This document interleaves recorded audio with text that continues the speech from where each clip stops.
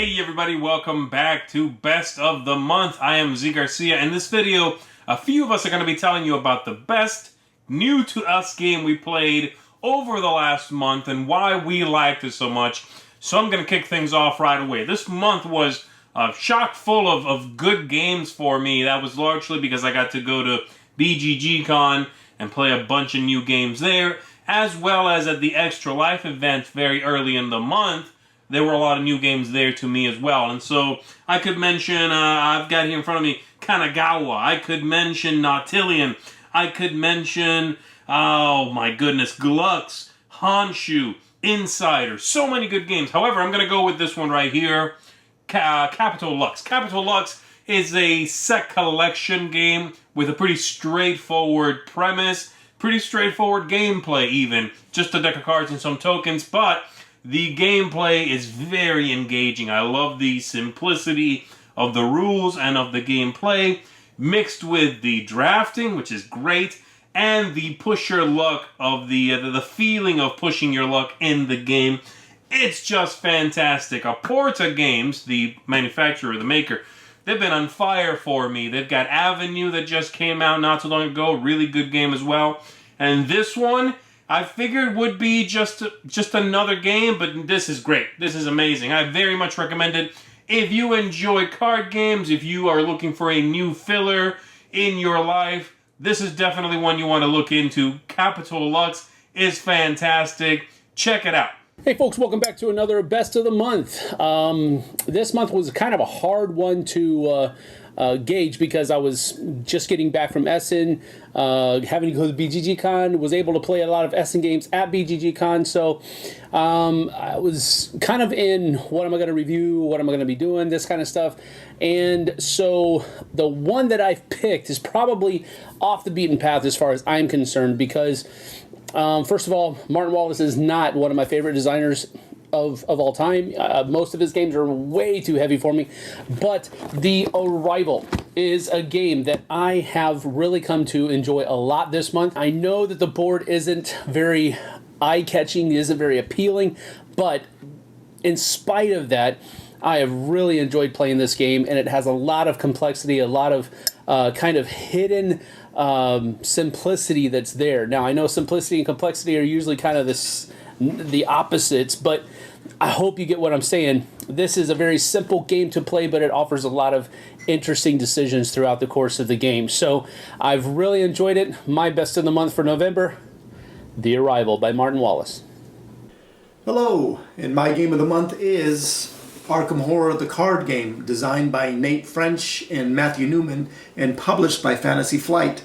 Now this is a 1 to 2 player living card game, but I've been enjoying this solo. Now I've been through all 3 scenarios with all of the 5 different characters, and what I do is I just try to get better with each character and each deck design. Now I can't wait for them to bring out more cards and more scenarios so it could evolve the story. I'm really excited about this one, so check it out. Arkham Horror the card game. Good day, everyone. I'm Jason Peacock from Jason Talks About Games over on YouTube. My best of the month has to be Czech Games Edition's latest release, Adrenaline. This is a Euro game dressed up as an Ameritrash first-person shooter where the players are running in and around in the arena, blasting each other, scoring points for kills. It's fast, it's furious. You're essentially just playing weapons cards and adding your cubes onto other players' boards. It's an area majority game, and the areas you're trying to get majority on are the other person's player boards. It's a very unique idea, original, and I'm surprised it hasn't been thought of before now.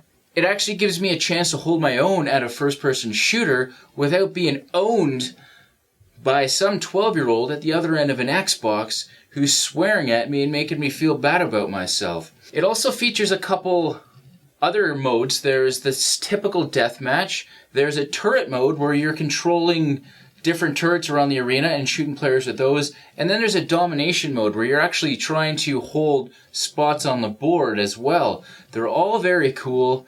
My biggest problem with the game is it's for 3 to 5 players. I wish there was rules for 2 players. 3 is meh. You can use a bot, but the bot fell flat with my family, but 4 to 5 players, this game is dynamite. I love it. Adrenaline. Check it out. So my game of the month is 1846. This is the new version of it that GMT printed. I have never seen an 18X game with such high quality components as this one. It has thick cardboard, incredible looking tiles, and you know how much I like 18X. This one is a winner. It's one of the more simple 18X games, one that you can play in under 3 hours. You can play it with a beginner group because it's a beginner level one, and it's one that I would highly recommend, not just for the gameplay itself, which is amazing, but also for the component quality, which is the best I've ever seen in an 18X game. So for me, my game of the month is GMT's 1846. Howdy folks, Rebecca and Hunter here from the Two Player Showdown, and my game of the month is the Oracle of Delphi, an awesome Feld game that isn't really a Feld game because it's a racing game. It's a game where you use dice to select your actions in a rush to try to complete 12 tasks before the other players, and it doesn't have a point salad. Is this a Feld game? My game of the month. My favorite for the month is The Pursuit of Happiness. This is life for board gamers. You get to go through a fun worker placement mechanism and choose your hobbies, your relationships, your job track, all of these things, more meat to it than the actual game of life. So check it out, The Pursuit of Happiness, my pick of the month. Hi guys, this month my game of the month is Harry Potter Hogwarts Battle. It is a co-op game, meaning that you play together to defeat the evil that this box has in it. And the game is divided into several different books.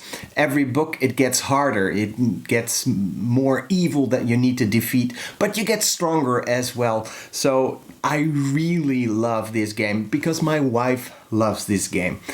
Real art from the movies and all the characters. It is a feast of recognition, and I can only say go play this game.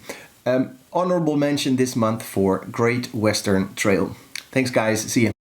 Hey, my best game of the month is a little game called Insider. This is from Oink Games, and it pretty much probably overpriced, and the fact is you probably can replicate this outside the game, but it is so much fun. It is essentially mixing 20 questions with Werewolf, where everyone's asking questions, but someone actually knows the answer. And you're trying to figure out who knew the answer ahead of time by listening to the questions that are asked. It sounds like it shouldn't work, it sounds like it shouldn't be fun, but it is a blast. This is probably easily my most played game of the month. That is Insider.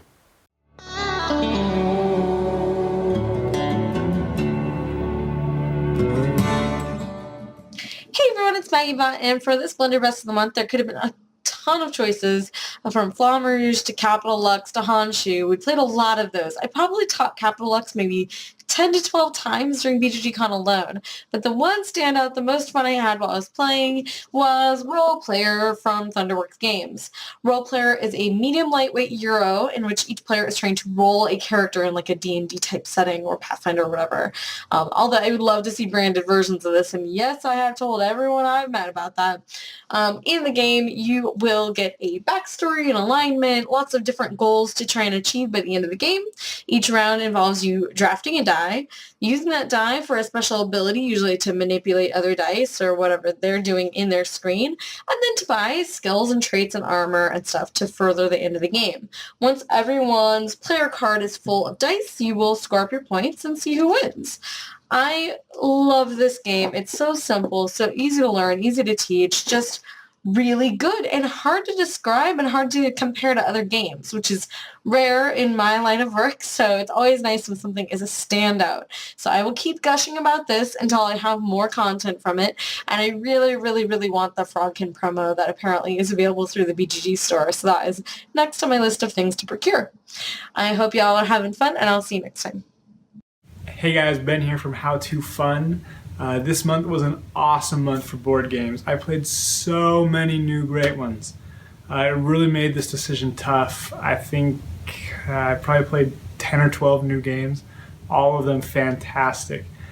But I'm making a selection based on the reactions of those I played it with as well as my excitement to play it again. The game is Inish. I really enjoy the drafting aspect of it, the tactical decisions as you go, the multiple options as far as victory conditions. It's really fun. I love the social aspect with the different negotiatings and determining, when to end the battle and if you're going to let the other person, kind of squeeze in there. It's really good. It gets better, I think, as the game goes because you're familiar with the cards. And I'm super excited to get to the table again. It's got great art, great components, and just makes for a fun atmosphere. The game is Inish. It's Roy Canady from Epic Gaming Night, and for me it's going to be Arkham Horror the card game. I love the theme and flavor of this game. They take the Arkham Horror board game and mash it into this living card game that's very thematic, probably even more thematic so than the board game, and it feels like you're doing all sorts of stuff, running around the city and doing all sorts of different things.